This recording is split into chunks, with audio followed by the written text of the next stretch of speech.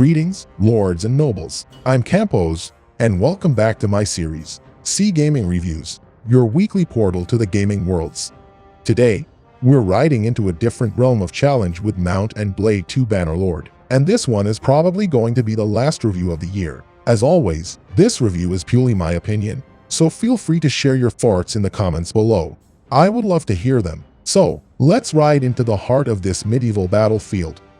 Let's begin.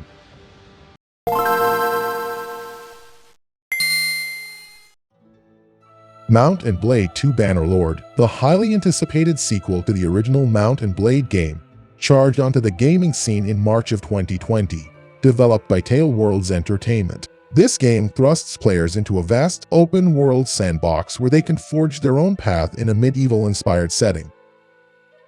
Starting with the gameplay, Mount and Blade 2 Bannerlord is a medieval action RPG that combines immersive combat, strategic warfare, and kingdom management. The game allows you to create your character and shape your destiny in a dynamic world filled with factions, wars, and political intrigue. The combat system is a standout feature, offering a blend of skill-based swordplay, archery, and mounted combat.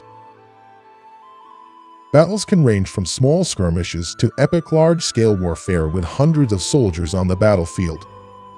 As you traverse the open world, recruit troops, engage in diplomacy, and participate in sieges, the game's depth becomes apparent.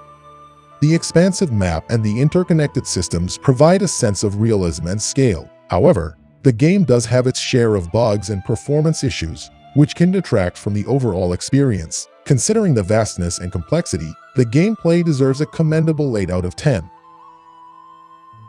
Now, let's talk about the story, or rather, the lack of one. Mount and Blade 2 Bannerlord isn't driven by a traditional narrative, true. Instead, it places heavy emphasis on player-driven experiences and emergent storytelling. Your journey in the game is shaped by your decisions, alliances, and conflicts with other factions. And while the freedom to create your own epic tales is very nice, the absence of a predefined story is very disappointing, especially when we want something interesting. It's bland, without flavor, and actually stays in the way of what could be an amazing idea.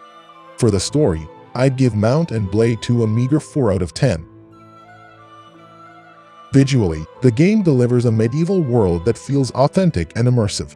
The landscapes, castles, and settlements are detailed, capturing the essence of the era. Character models, armor, and weapons showcase a level of craftsmanship that adds to the overall realism. However, the graphical fidelity is not groundbreaking, and some animations can be a bit stiff and repetitive. Despite this, Bannerlord earns a respectable 7.5 out of 10 for its visual design. Moving on to the sound department, the game features a fitting soundtrack that complements the medieval setting. The clashing of weapons, the thundering hooves of horses, and the battle cries of soldiers contribute to a believable auditory experience. The sound design succeeds in creating an atmosphere that enhances the immersion, but there are very few musics. A solid 7 out of 10 for the audio. Replayability is where Mount and Blade 2 Bannerlord truly shines. The open-ended nature of the game allows for countless playthroughs, each offering a unique experience. Whether you choose to be a noble lord, a mercenary, a rogue adventurer, a wealthy merchant, the possibilities are vast. The inclusion of mods further extends the game's longevity, providing players with an ever-evolving experience. For replayability, Mount and Blade 2 deserves a strong 9 out of 10. Considering the game's legacy and potential future impact, it has become a staple in the medieval RPG genre. The modding community has embraced the game, contributing to its ongoing popularity. Tale Worlds Entertainment has continued to support and improve the game through updates, addressing player feedback. While it may not have reached the legendary status of its predecessor, Mount and Blade 2 Bannerlord has firmly established itself in the gaming landscape. For legacy and future potential, a solid 7 out of 10. Let's shed some light on the positives and negatives of Mount and Blade 2 Bannerlord. Positives: immersive medieval combat and warfare, expansive open-world sandbox, player-driven narrative, strong modding support, very high replay value. Negatives: graphical fidelity falls short of modern standards, occasional bugs and performance issues. Lack of a predefined narrative may disappoint some players. In conclusion, should you embark on the journey of Mount and Blade 2 Bannerlord? Absolutely.